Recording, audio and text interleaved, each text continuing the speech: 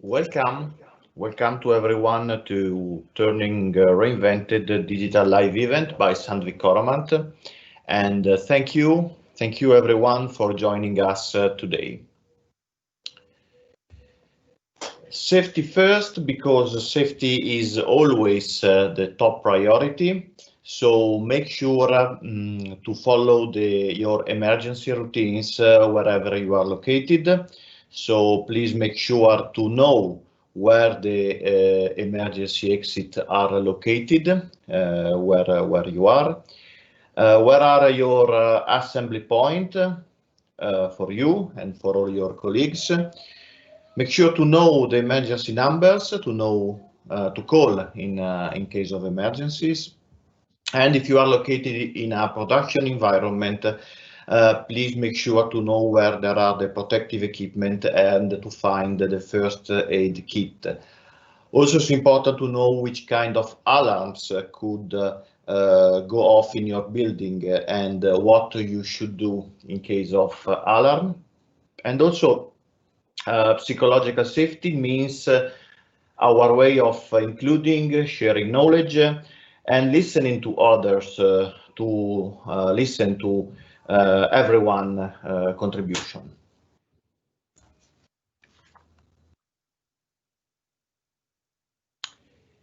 You know, in this situation of COVID-19 emergency, please stay informed and follow local advice. So if you feel sick or unwell, stay home and isolated from other people.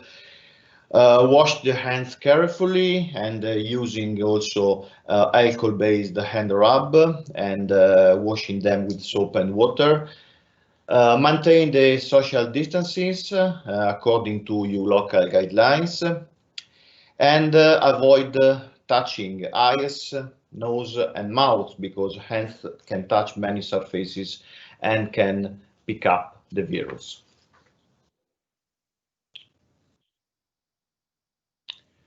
So how to interact during this webinar? We hope we will have a lot of interaction in this webinar. As you have seen, your microphone is automatically muted and the camera, your camera will not be used. So in order to ask questions or to raise comments, you can click on the question mark icon, and then you will have this window that will open.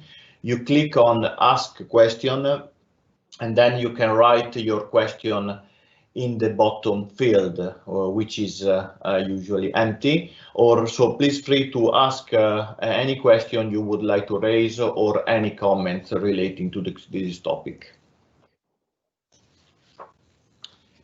First of all, we would like to do a quick sound check. So please use the question and answer field to write where you are located now and if the sound and the video is good.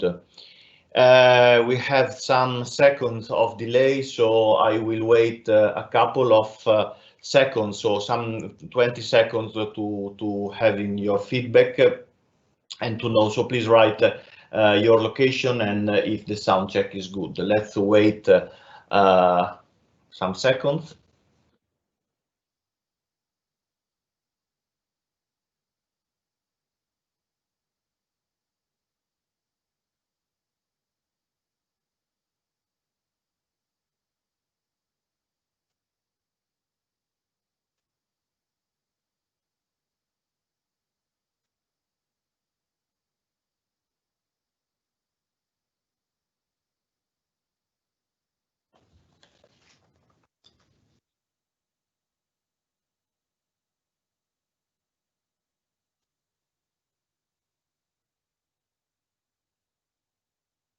Okay, so we are starting to receive some answers, some feedbacks, and the sound is good. So we can go ahead. Thank you for your feedback. I would like to introduce the participants today who will be the presenters. Let me introduce myself. I'm Andrea Bonfanti. I'm based in Italy, and I'm a Sandvik Coromant Centers and Training Manager for Sales Area South Europe. Then we have today Antonio Tarallo, who is the Silent Tools and Pre-Machining Product Specialist for Sales Area South Europe. From Sweden, we have Staffan Lundström, who is a Turning Product Manager.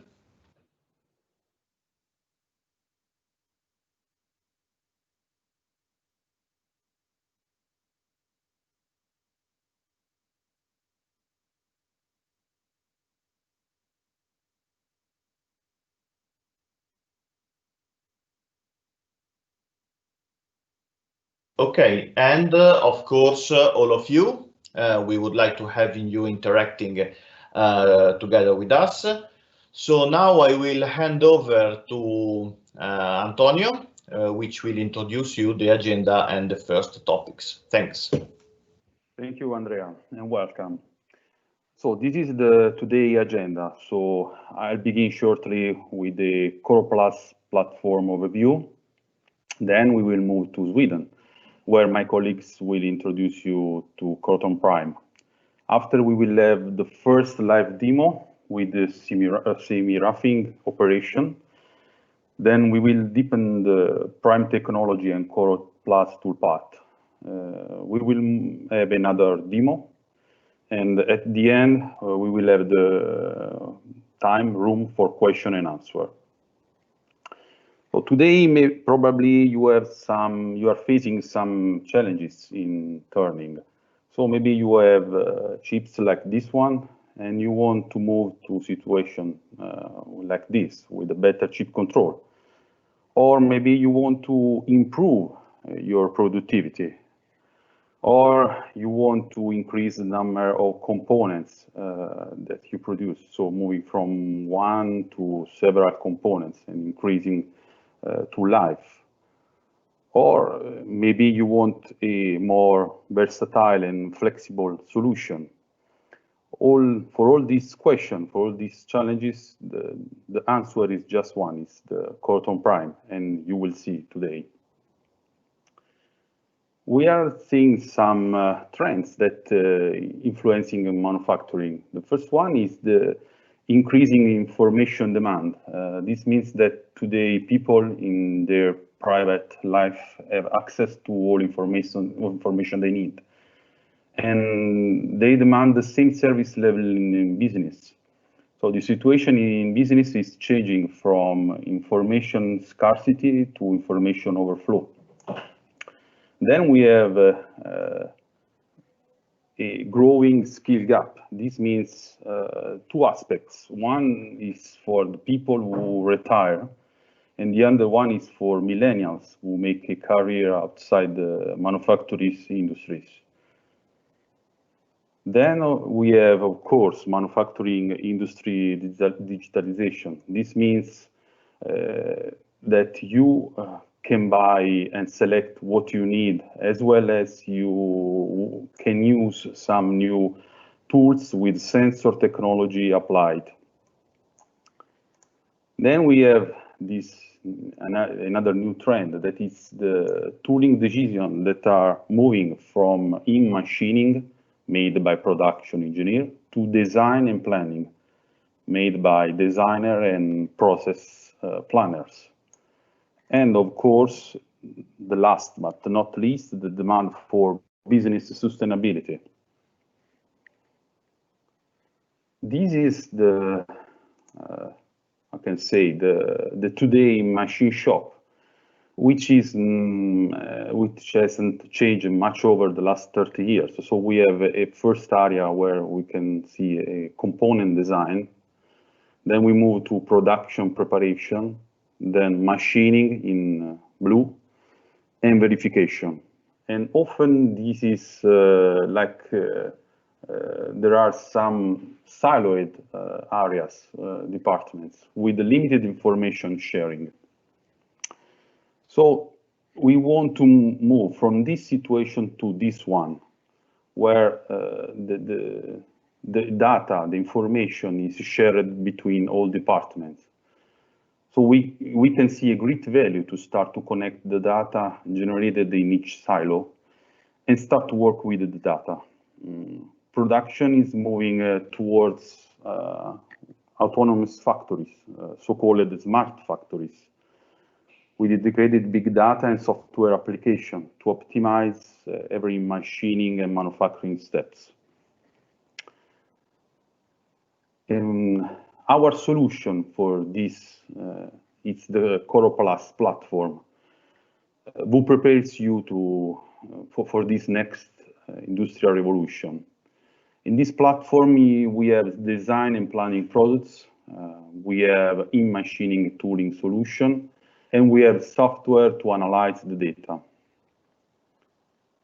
And we believe that this is the future, and we apply this future. In fact, the first customer of our CoroPlus platform is our Gimo plant in Sweden, where all these systems are installed. Gimo has been recognized by the World Economic Forum as a lighthouse site for advanced industry 4.0 technology. So as mentioned before, CoroPlus includes many software. One example is the tool library for creating cutting tools, assemblies, and export them to your CAM software. If we look in the machining, another example of the power of CoroPlus is the Silent Tool Plus boring bar. While you are machining inside the component, a sensor detects vibrations and is reporting in real time on a computer. And we are working to introduce other intelligent tools that you can see soon on the market. Another example is the code generator that is used for prepare NC programming, and we will use this today for CoroTurn Prime. So now, with pleasure, I give the floor to my colleagues in Sweden. I think that we have Staffan now. Yes, I hope so. Hello, everyone, and welcome to Sweden. Even though we are running over link. So I will start by presenting a little bit briefly about PrimeTurning, and then we will show a machining demonstration, and after the demonstration we will go more into detail of how PrimeTurning works, why it is a fast and productive solution. And from there we will also show the CoroPlus ToolPath and make a program and then run that program on the machine. And if you have questions along the way, please type them in the Q&A chat, and we will either take them as we go or at the end of my presentation. So what is PrimeTurning?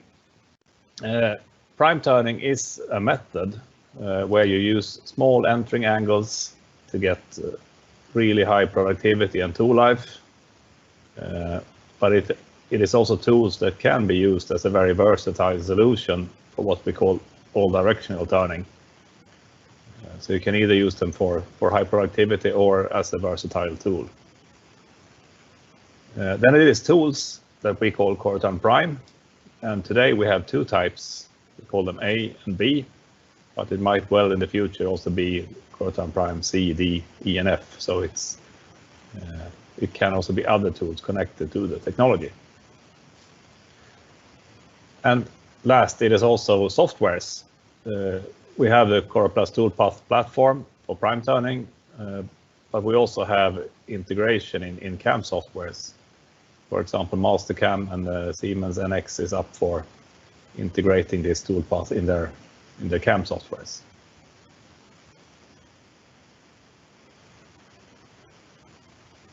So, as I said, we have today two types of tools for PrimeTurning.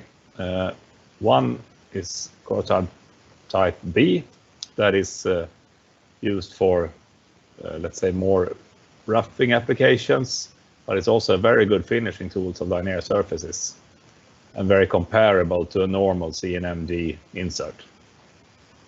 And we have the A type that is more for light roughing, but also where you need to make undercuts or profiles, and very comparable with the BBMT or DNMG type operations.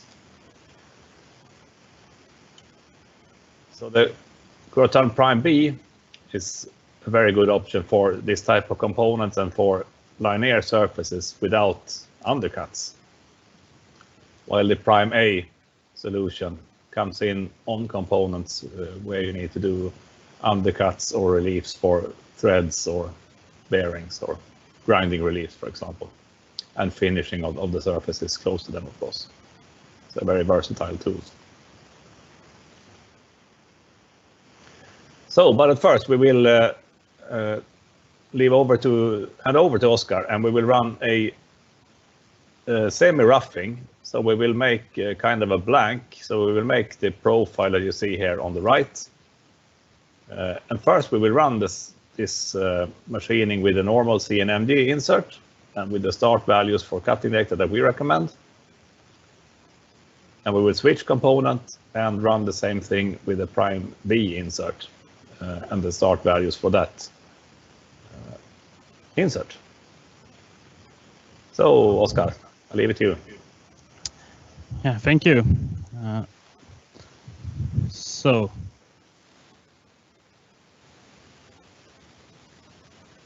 hello to everyone. My name is Oscar, and I work here as a technician in the showroom here in Sandviken.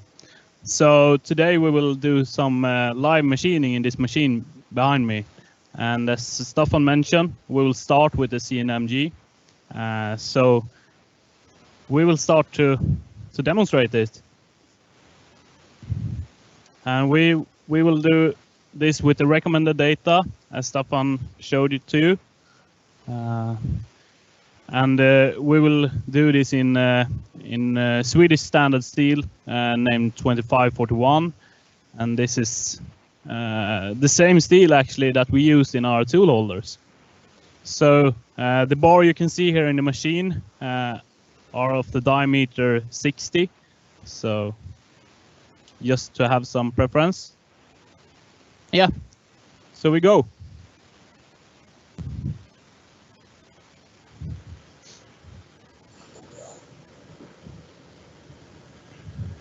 And we will also machine this dry so you can see something on the camera.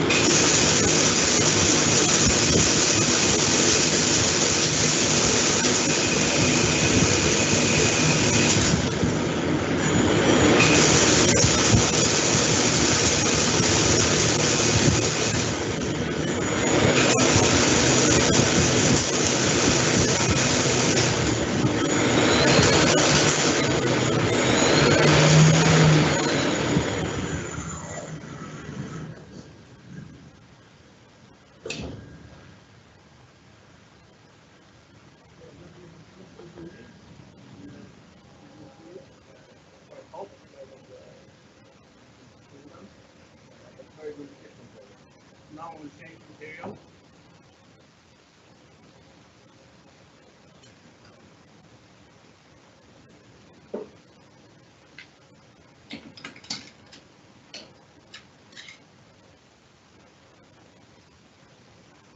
And we will go with the Oscar, we can hear you.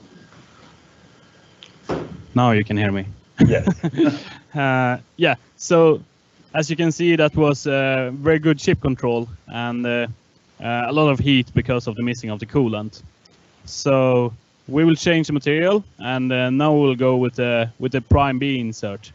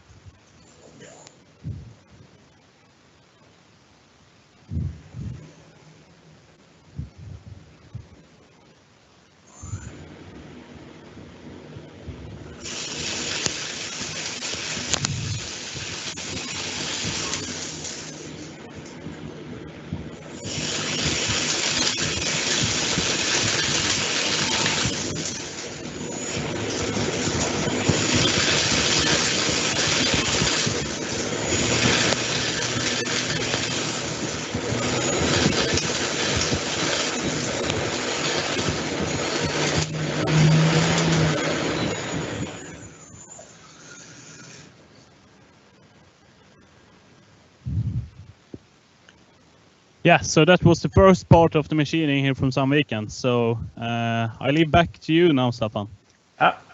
Thanks, Oskar. I will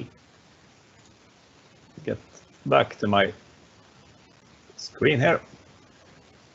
So we ran exactly the same component with a standard turning tool, CNMG insert, and this took 33 seconds on this very short component. And then we switched to run with Prime B with the recommended cutting data. We are down to 24 seconds on the same type of machining. So I will go into some details of how this is possible then with PrimeTurning, but first show a case from the real world, so to say. This is a very fresh, new case with the latest 4425 grade running compared to a normal W and MG insert on a very, let's say, typical component. It's some kind of bolt hardened to 38 Rockwells. And at this particular customers, the main difference is the increase in feed rate from 0.25 millimeter per revolution up to 0.675 millimeter per rev. But the other parameters of AP intact and a little bit higher cutting speed, as we recommend with a low entering angle. So by doing this, we can increase the tool life with 400%, going from 3 components to 15, but also increase the productivity a lot. So going from a machining time of over 5 minutes down to less than 2 minutes in machining time. So this is more or less the results you can expect by using PrimeTurning. I would say in most of the cases you can easily double your tool life, but also double your output compared to a conventional turning. And how is this possible then? When you machine with a normal turning insert, you always use the corner and a 95 degree or let's say a close to 90 degree entering angle. So this means that you put all your load and your heat into the part of the carbide insert that is that has least amount of carbide. While with PrimeTurning, you machine in the other direction and with a small entering angle. So you spread this heat and load out of a big portion of the cutting edge. So the heat is then absorbed by a much more bigger volume of carbide, and you avoid to use the nose radius, which is the most sensitive part of the cutting tool. The small entering angle also makes it possible to increase the feed rate thanks to the chip thinning effect. This is very known in high feed milling, for example. So if you would do a normal turning operation, your feed rate and your chip thickness is almost identical. But when you use a small entering angle, the chip thickness is much smaller. So you have a much thinner chip and can therefore increase the feed rate quite a lot. So in this case, in the demo we just showed, we ran double feed rate compared to the CNMG insert, so 0.6 instead of 0.3.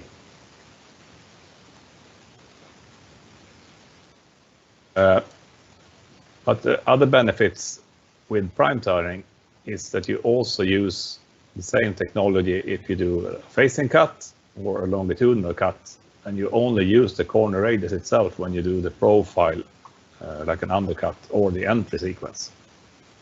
But with a conventional turning insert, you always use the corner radius. So either if you do facing or longitudinal turning or some copying or profiling, you always use the corner.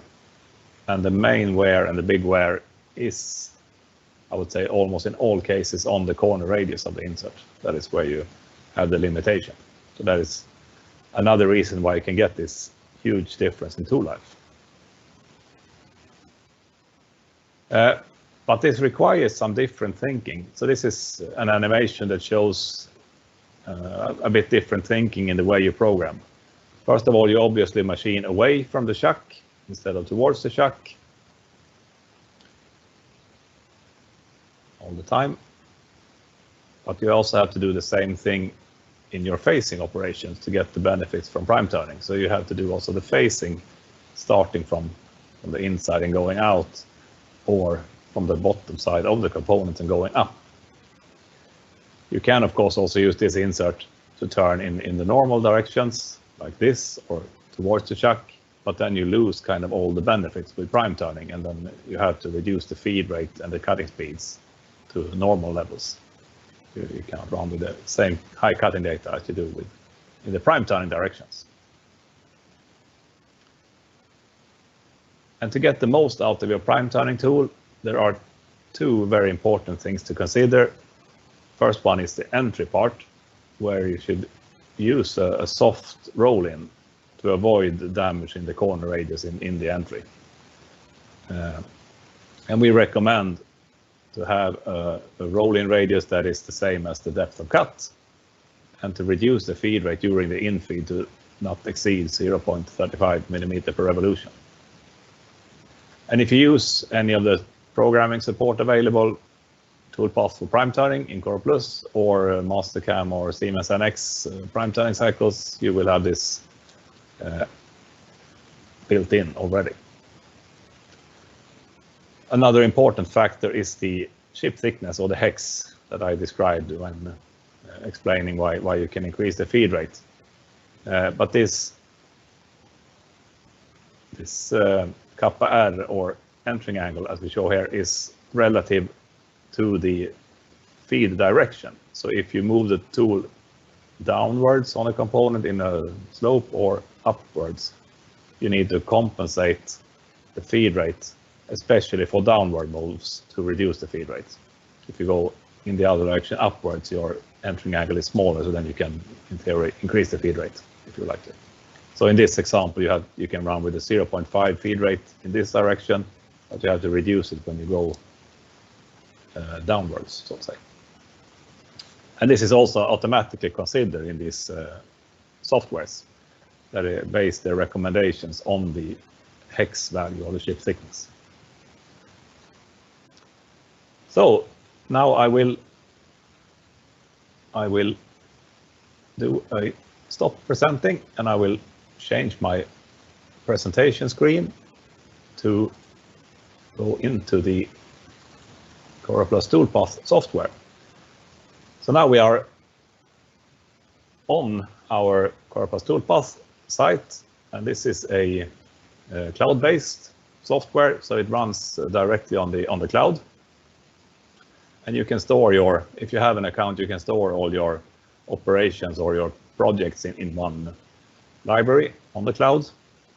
And if you want to make a program, you start by creating a new project.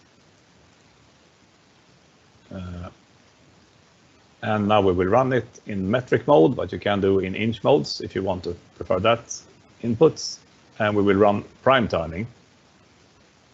In here right now, there's also a very good module for threading and drilling, and there's more to come, but that are up for later live events. So we'll show prime turning this time. So when you come into your project, you first have to name it to something, and then select your task. So we'll do an external turning. For this section, you can do a strict roughing cut, and that was the program that Oscar showed in the first demonstration. You can also choose to do a strict finishing cut that only follows the finishing line of the component, or you can combine them. So today we will run a combined roughing and finishing cycle. The next step is to define your machine and basically the limitations in power and RPM of it. And I've already prepared, so we will run this on a DMG Mori NLX 2500. So we put in the power and RPM limits for this machine and the output of NC codes. So from there, you should define the component to machine. And this you can do either by, let's say, coordinate input absolute or incremental as a normal NC program, but you can also import a CAD file or a G71 NC code to define your workpiece. And if you need more information, there are information buttons here that explains a little bit what every input here means. So now I will import a step file of this component that we are about to machine. So I will import the profile in step format. And now it uploads. So here we have our component, and you can have a look at it. And the yellow curve is, so to say, the drive curve. So this curve you could also generate by coordinates or import it like G71 codes. And then we do the same with the stock or the blank that we start with. Now we will use the same blank as Oscar machined in the first roughing demo as a blank for this one. But it could also, of course, be a forging or a casting or something else that is the input. So the same here, you can import a file, or you can define it as coordinates, or you could choose to have a round bar if you have just a normal round bar as the start, like we had in the first demonstration. But I will import also this one.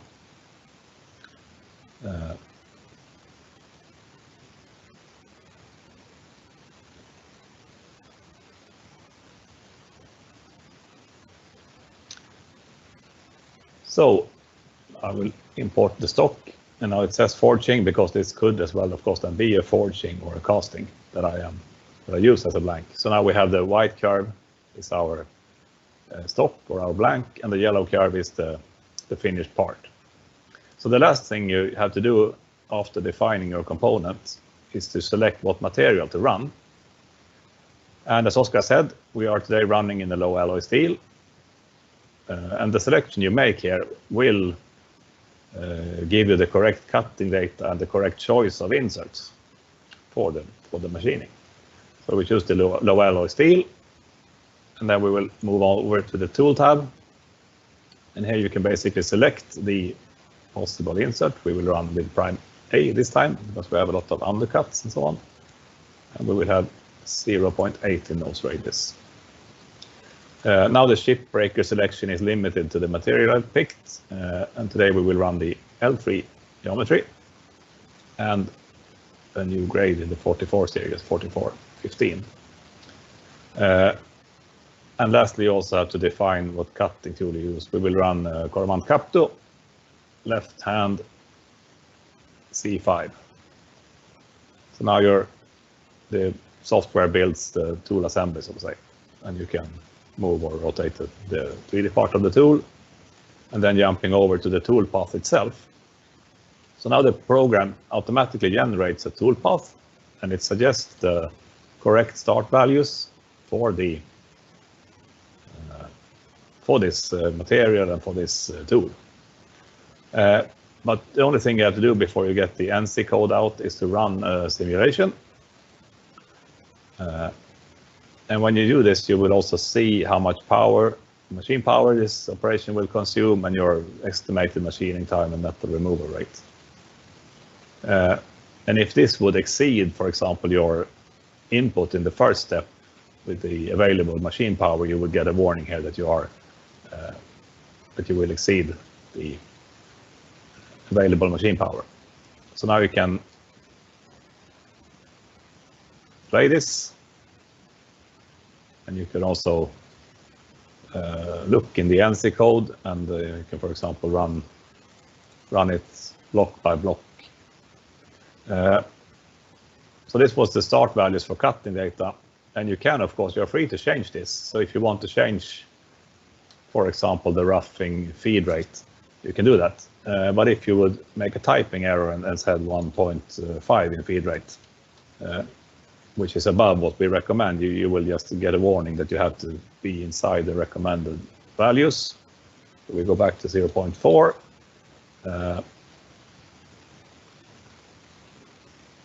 And if you, for example, want to change the depth of cut, which in a normal NC program is quite a job, you have to change all the passes. but you can go in here and change it for 2 mm, for example. Then the system automatically recalculates and generates a new toolpath with 2 mm depth of cut. But then you can always go back to the recommended start values.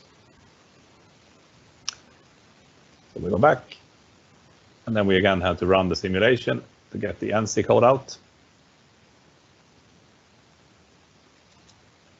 And once you are satisfied with your program or your NC code, you can go on and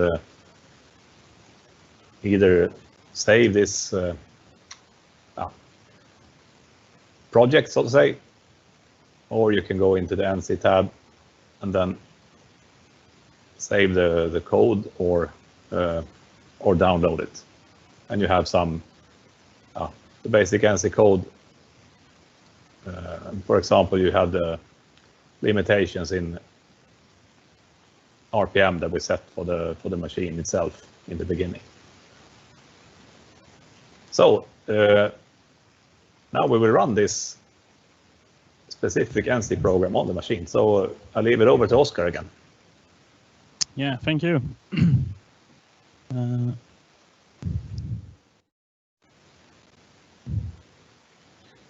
So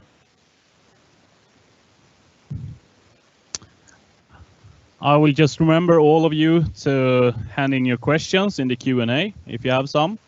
And before we go into the machine, I actually want to show this. This is the machine control panel. And as you can see here, this is exactly the same program as Staffan have. The only thing I need to put in the program, yeah, I have my specific 0 point, of course. In this machine, we have a different way to change tool. The standard in the toolpath generator is the T number and also the M6. In this, we have the G0 and the T number. And of course, also in the end, if we want to go to any specific point after the program, we have the standard 0 point in the program, the G28 command.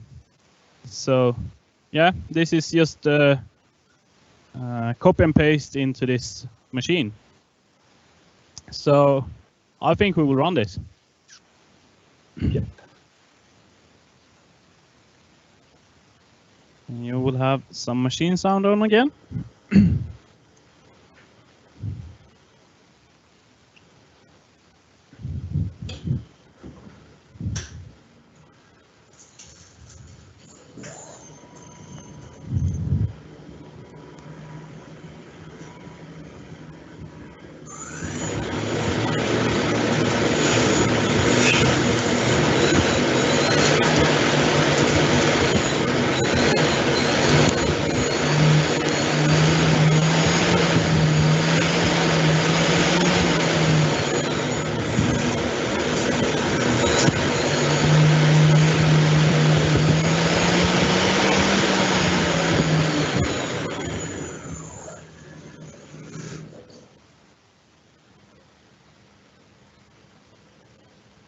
So that was all that I have from Sandviken, and I will hand over to Staffan once again. Thank you. Perfect. Thank you, Oskar. So there you saw an example of the program running live. So we ran this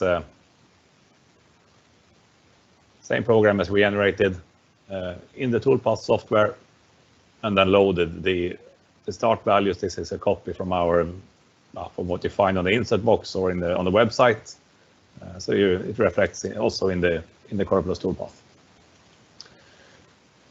So to summarize, again, PrimeTurning itself is a method where you get the real benefits in productivity and tool life if you turn in let's say, the prime turning directions, so away from the chuck or facing in the opposite direction. But you can also use it as a very universal tool with conventional cuts. But if you go in these directions, then you need to reduce the cutting data to normal levels, so to say. And in some cases, it's much faster to do a combined programming. For example, if you have a long and slender component, it can be more effective to go in the prime direction and then make short conventional cuts and then prime turning again, instead of going back and forth with a lot of error movements for the tool. Then we have the two different tools, CoroTurn Prime B and Prime A, where Prime B is very well suited for both roughing and finishing of linear surfaces. And Prime A is the solution more for when you have undercuts or profiling cuts on the component. And lastly then, the CoroPlus ToolPath that I showed, but there's also the same support available in Mastercam, and it's upcoming in Siemens NX environment as well.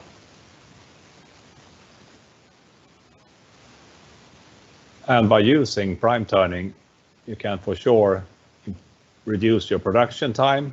That's pretty obvious, to get more output from your machine. But also with the CoroPlus ToolPath platform, you can drastically reduce your programming time. So the programming I showed you, even for a skilled programmer, I think it would take some half an hour to make this kind of NC program, even for someone who is quite skilled in doing an NC program. But now you can do it in simple step in less than 5 minutes, and you don't have to look up cutting data in the catalog. Or so the risk of making a copy-paste error somewhere is much smaller than when you have this support and everything integrated into the same program.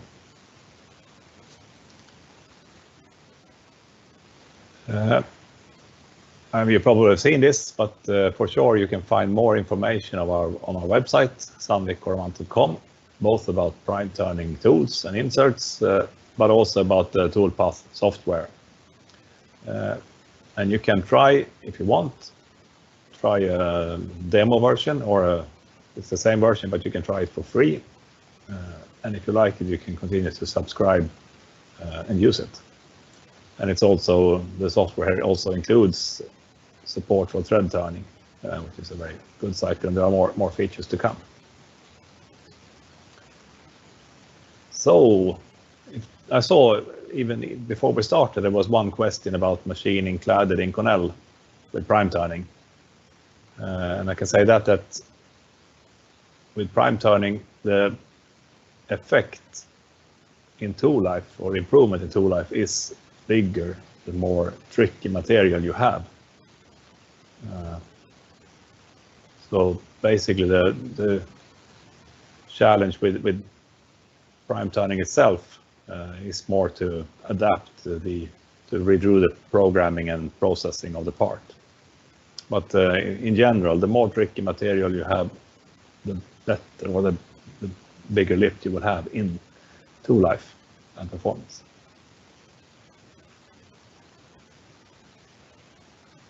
So that's all for me. Andrea, do we have any questions in the chat? Thank you, Staffan. Yeah, we have some question in the chat. So one question is about cutting force generated in prime turning because of the high feed compared to normal method. Yes, that's a good question. And the cutting force is, I would say, almost linear with the feed rate. So basically you calculate cutting force by multiplying a coefficient for the material properties by feed rate and depth of cut. So if you increase the feed rate, the cutting force or the machine power that you need is increasing. This is displayed also in the ToolPath software, so you can see how much it consumes. But I would say it's rarely a case of that you really exceed the machine power with prime turning, unless you have a small machine in some way. But for sure. And worth mentioning also, if you would run very long and slender components, there are also radial cutting forces from prime turning. So you need, for long components, you need to run them with a tailstock or a support. Maybe I can take over the screen and write something on on a panel so you can see how we can describe the cutting forces. So we can take this component. Normally, if we are turning with the CNMG in that direction, we will of course have the cutting forces into the chuck, but we will also have a small cutting forces that pushes the component, and depending on how hard you tilt the insert, you will push more. So when we do the prime turning in this direction, you know we have a small entering angle, so we will push down the material more in that way, but we will also have some cutting forces dragging the component out from the chuck. So one thing to consider is actually the component. How good can you put it in the chuck, and what do you use to hold the component? And as you said also, Staffan, if you have a very long slender component, you will maybe need a tailstock or use the conventional cutting strategy. Very good explained. Thank you, Oskar. Yeah, very easy. Thank you. And connected to this, there is also one other question. So this will affect the bending of the workpiece, I guess. Yes, it will do, or it can do, depending on the stability. But for sure, a very long component will, of course, bend, and the whole with high cutting forces. I would say always in the machine, both the tool and the component move, but in opposite directions. But I would say it's rarely a big problem, but for very long standard components, you might need to compensate for it. Okay, another question. When we do roughing with prime turning stock material, we have to leave more than normal method due to high feed? Not really, I would say. It depends, of course, for the finishing operation. How rough surface you can allow to have. But the version that I showed in CoroPlus ToolPath, where you do a combined roughing and finishing cycle, personally, I think that is very good, that you do a roughing and then you do the last, let's say, last roughing cut with finishing cutting data to have. Then you can have a small stock left for finishing, if you want to run finishing with a separate tool for some reason. Okay, and some question about ToolPath. So I'm using FutureCam. Can I generate this ToolPath for Prime? Not in that CAM software. We are of course trying to work with many CAM companies and trying to integrate this cycle in as many CAM softwares as we can. But it is a bit time consuming. In many cases, it's of course possible to make a program for it with some hands-on knowledge. But the best results you would have if you either use the CoroPlus ToolPath and generate that NC code, or run Mastercam or Siemens NX for it right now. Okay, and then some question about how to have a ToolPath. So there are some questions. So how much it will cost? How can we get the software? Is the software is free? Yeah, you can find the software first of all on our website, so it's very easy to find it. You just go into sandvik.coromant.com, and if you write PrimeTurning or ToolPath for PrimeTurning or something like that, you will find that on the website.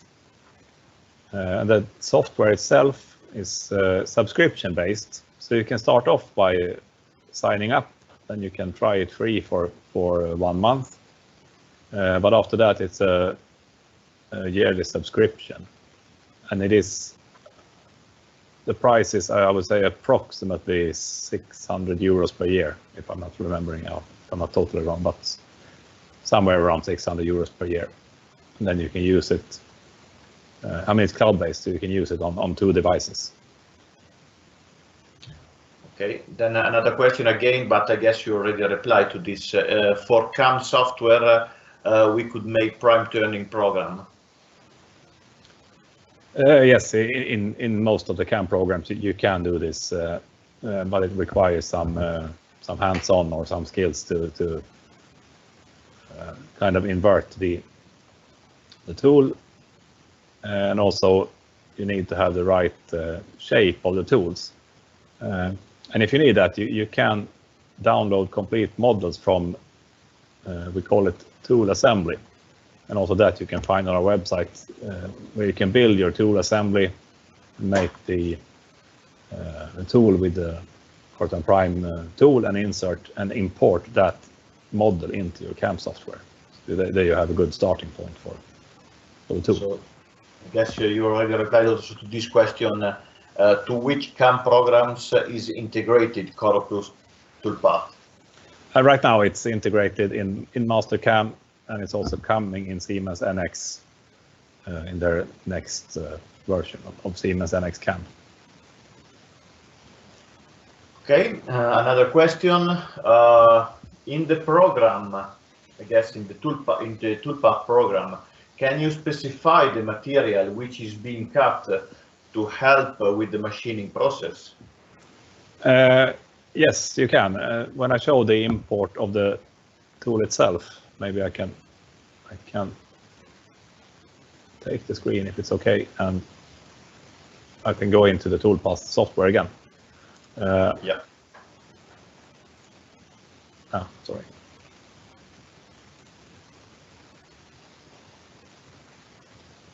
Here we are. So under the component tab, you can select the material on a high level, so to say. You cannot specify exactly the hardness and all variants of the material. But if, for example, if you would run austenitic stainless steel instead of the low alloy steel that we just ran, I can simply switch the material, and then the program might want us to change the insert because the geometry and grade that I picked was not suitable for stainless steel. So I had to pick the geometry and the grade that is suitable for stainless steel. But then I will get the tool path and the cutting data for, in this case, 316 stainless instead.